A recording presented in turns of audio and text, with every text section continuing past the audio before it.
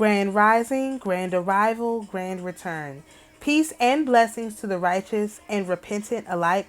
I'm Sophia of the AmaruKhan Band of Indians, and this is your daily transmutation report where we practice manipulating the incoming rays to the earth in a format that best serves our Creator. Today is Saturday, August the 3rd, 2024, 6 a.m. Eastern Daylight Time, coming to you from the Sunshine State. We have our sun at 11 degrees of Leo.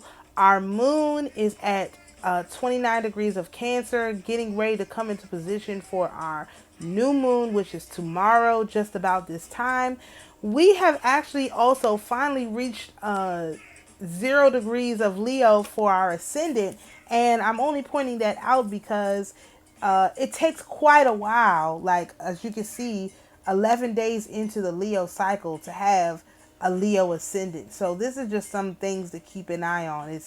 It doesn't happen right away. It's quite extended when you can actually have a Leo ascendant, a Leo moon, a Leo sun. It's not the easiest thing to maneuver. So for people who have placements like that, like me, this is quite fascinating to see it happening as we're talking about these daily movements. Uranus has moved into the 10th house, so it is back into its own home, I guess is the way I would describe it. One of its homes, 10th house being one of its homes, 11th house being one of its homes. So that is also very interesting. Pluto is back into the 6th house during its retrogradation. So that's also very interesting. Everything is kind of really taking a step back so you can see what's going on, which is one of the predictions that was made in relation to Chiron going retrograde, the ability to really see what has been happening, to really see the things you have been working on, and the sky is responding and reflecting that same energy. All right, we are day 29 of the moon cycle, 28.1 day old moon. We're officially in new moon season. We have 1% illumination with a moon rise time of 5:43 a.m. and a moon set time of 8:13 p.m. For our astroterography, as I mentioned, we are in a new decan of energy. We are in 6 of Cups energy, which is romance, love, and nostalgia. And you can best transmute that by using the 6 of Coins, which is tolerance, generosity, and helpfulness, through the lens of our 7th house in Aquarius, which is to be detached and open from an emotional point of view. So do not be over emotional about this romance, this love, this nostalgia. Instead, be tolerant, be generous, be helpful, and don't get so wrapped up in the emotions of it all. Now's not a good time for that.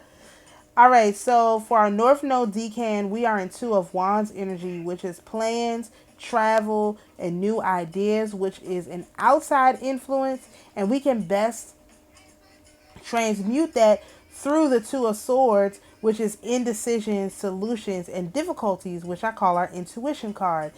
And we want to utilize our 3rd house of Libra, which is to learn ways to perceive and offer love. So definitely look how you can be a blessing, how you can be helpful and a helpmate to someone else, utilizing your intuition.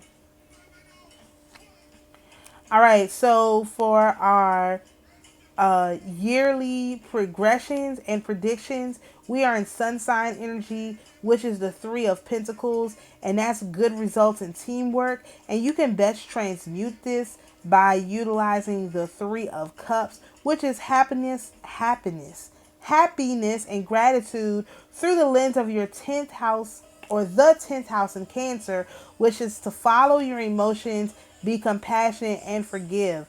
So we're at the very last days of this energy. So follow your emotions, be on top of that, be compassionate, and forgive.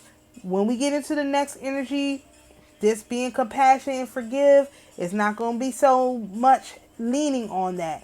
It's also not going to be so much on the happiness and gratitude either. So you definitely want to make sure you're embracing that as fully as you can right now. If you enjoy this type of astrology content, please feel free to join us over on YouTube, where my handle is Sophia Spiritualite. Thank you for joining us for our daily transmutation report. Peace and blessings, and we'll see you tomorrow.